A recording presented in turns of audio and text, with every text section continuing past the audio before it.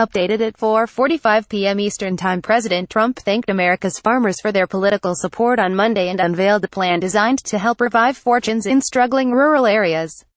At the same time, the president is pursuing trade and immigration policies that could be harmful to farmers' bottom lines. In a speech to the American Farm Bureau Federation in Nashville, Tennessee, Trump took note of farmers' role in the economy and social fabric of the country. "We are fighting for our farmers, and we're fighting for our country, and for our great American flag," Trump said. "In every decision we make, we are honoring America's proud farming legacy."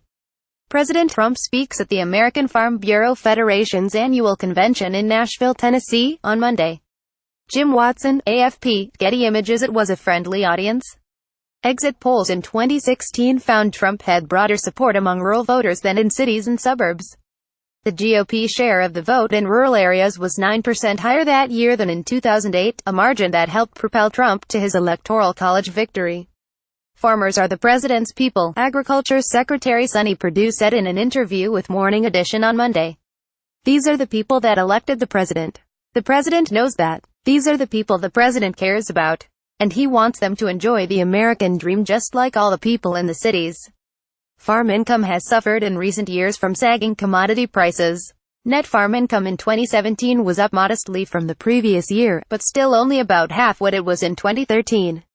While other sectors of the American economy have largely recovered from the Great Recession, rural America has lagged in almost every indicator, according to the president's new task force report. The White House insists that can be turned around.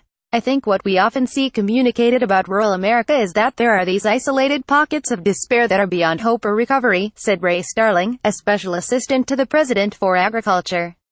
"That's not what we believe."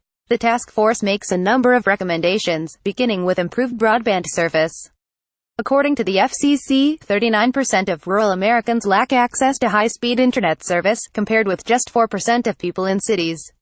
"What many people don't understand in urban areas," Perdue said, "is that when you have rural areas with no connectivity, that's a sociological impact as well. Private companies often find it unprofitable to extend costly broadband service to lightly populated parts of the country. The federal government hopes to encourage that investment by lining the permit process and allowing antennas to be mounted on government towers."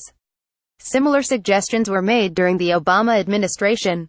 The task force also makes recommendations to improve rural health services, including treatment for opioid addiction, providing a reliable rural workforce, and promoting economic development.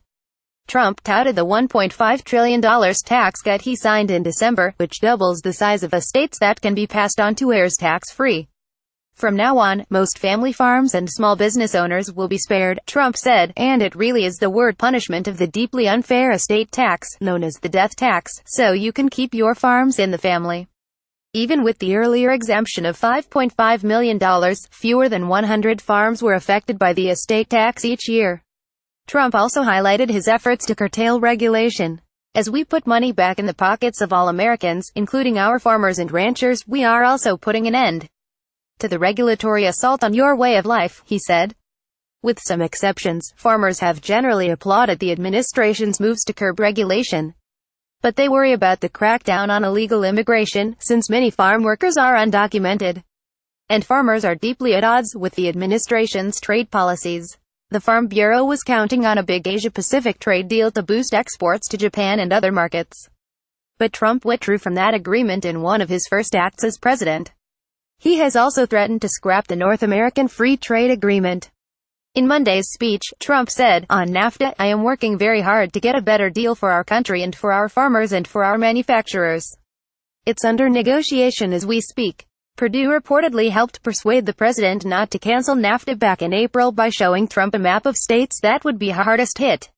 Many of those were states that Trump had carried. Perdue suggests Trump's threat to end NAFTA is simply a negotiating tactic. "The president has a New York style of negotiating that believes unless you're willing to walk away from a deal you're not going to get the best deal," he said. "I've got confidence he will at the end of the day have a great deal for American farmers and the American economy."